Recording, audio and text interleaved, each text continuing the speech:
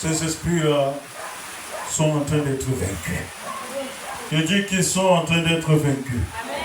Vaincre les esprits opérant depuis le séjour des morts. Amen. Il y a des esprits qui opèrent depuis le séjour des morts. Et depuis leur lieu d'opération, depuis des années, ils ont bloqué tout espoir, tout avenir sur votre personne. Ils sont morts, mais depuis le séjour des morts, ils interviennent et ils interfèrent dans vos relations. Aucune relation ne prospère. Ça commence, mais ça n'avance nulle part. Ils sont morts, et depuis le séjour des morts, ils ont bloqué votre mariage. L'homme peut venir, il dit j'ai l'intention, mais du simple fait qu'il ait dit qu'il a l'intention, tout s'arrête pour lui. Il commence à expérimenter des problèmes, des situations au point où il arrive quelque part, on lui dit la fille là a la poisse. Tu n'as aucune poisse. Je dis que tu n'as aucune poisse. Je dis que tu n'as aucune poisse. C'est cet esprit caché depuis le séjour des morts qui influençait ta destinée, qui faisait en sorte que rien ne marche pour toi. Mais aujourd'hui, ils sont sous la terre. La bonne nouvelle, c'est que nous sommes sur la terre. Dans l'endroit où ils sont, nous sommes en train de marcher dessus. Est-ce que je parle à quelqu'un ici? Donc, naturellement, nous avons le pouvoir sur eux. Alléluia. Aucun mort n'a jamais enterré un vivant.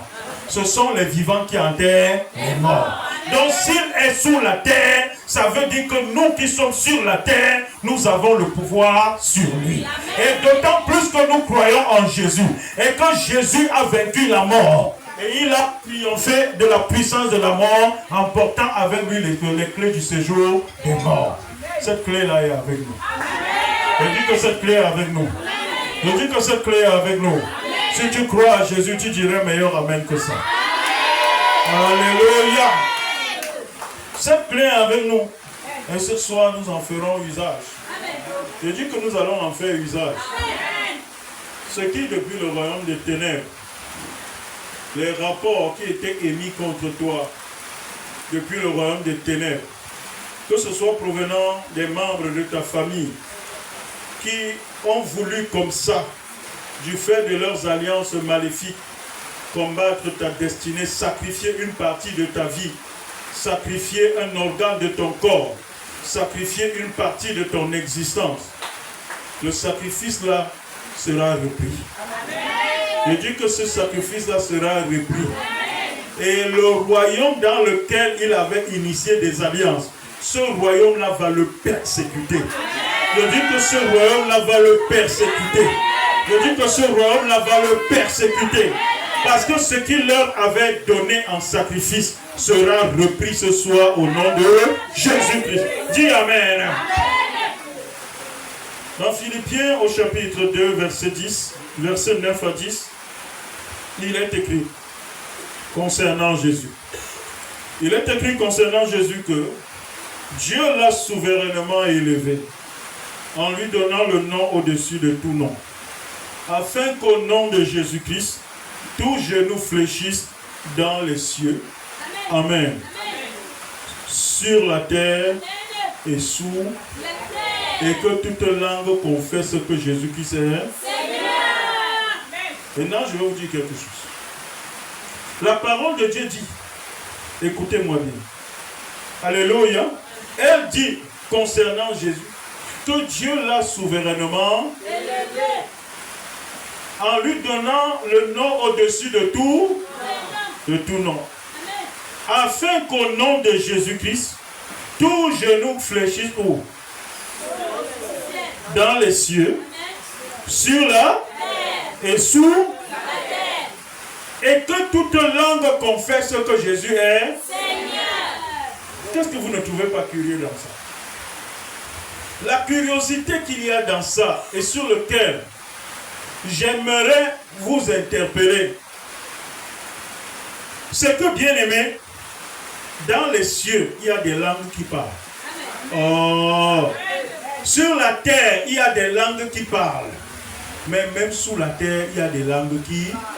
Parce que toute langue confesse qu'il est Seigneur. Et le pouvoir lui a été donné dans les, sur la terre et sous la.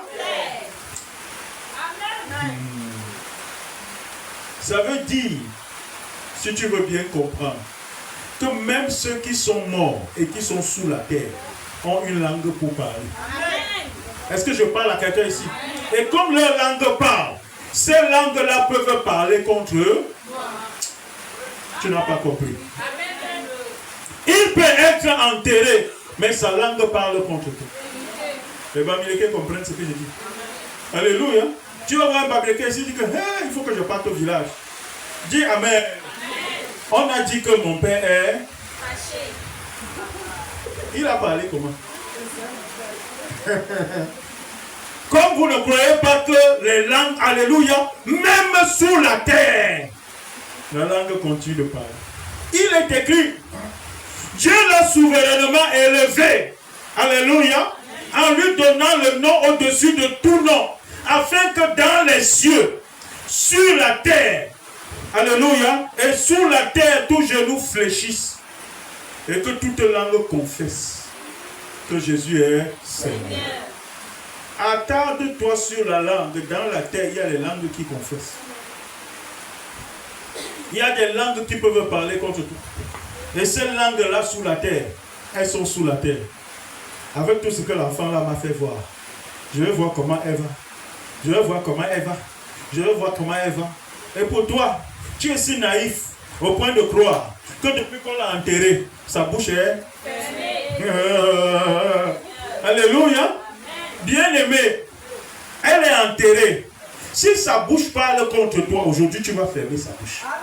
Oh, parce que tu n'as pas intérêt à ce que même sa bouche parle pour toi. Alléluia, parce que nous ne traitons pas avec les morts, mais aujourd'hui. Est-ce que je parle à quelqu'un? Si sa bouche parle contre toi, sa bouche sera fermée. Quelqu'un m'a compris maintenant? Est-ce que quelqu'un m'a compris maintenant? Alléluia. Ce qui en d'autres termes signifie qu'en tant qu'enfant de Dieu né de nouveau, on peut ordonner au nom de Jésus l'exécution des jugements de Dieu contre les défunts qui jusqu'alors continuent de nous perturber dans divers domaines de la vie. Et c'est ce que nous allons faire ce soir. Amen. Au nom de Jésus, nous pouvons ordonner. Est-ce que je parle à quelqu'un ici? Nous pouvons ordonner l'exécution des jugements de Dieu contre les défunts qui jusqu'alors continuent de nous perturber dans divers domaines de la vie. Peut-être qu'avant que tu ne viennes à ce service, dans ton fort intérieur, quelqu'un même peut te l'avoir déjà dit, qu'il y a telle personne qui n'est plus de ce monde, mais qui te combat. Tu ne sais pas quoi faire. Aujourd'hui, tu ne vas pas seulement savoir quoi faire, mais tu dois lui montrer que tu as le répondant. Est-ce que je parle à quelqu'un ici? Tu vas lui montrer que tu as le répondant. Est-ce que je parle à quelqu'un ici? Dis un grand Amen. Au nom suprême et souverain de Jésus-Christ. Dans Jérémie 29, au verset 11, voici ce que l'Éternel dit dans sa parole, vous concernant. Concernant qui? Alléluia. L'Éternel dans sa parole déclare ceci te concernant.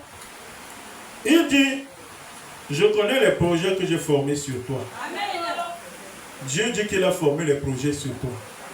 Alléluia. Et les projets qu'il a formés sur toi, c'est les projets de paix. Ça veut dire que s'il y a quelque chose qui trouble ta paix, ce n'est pas de Dieu. Alléluia.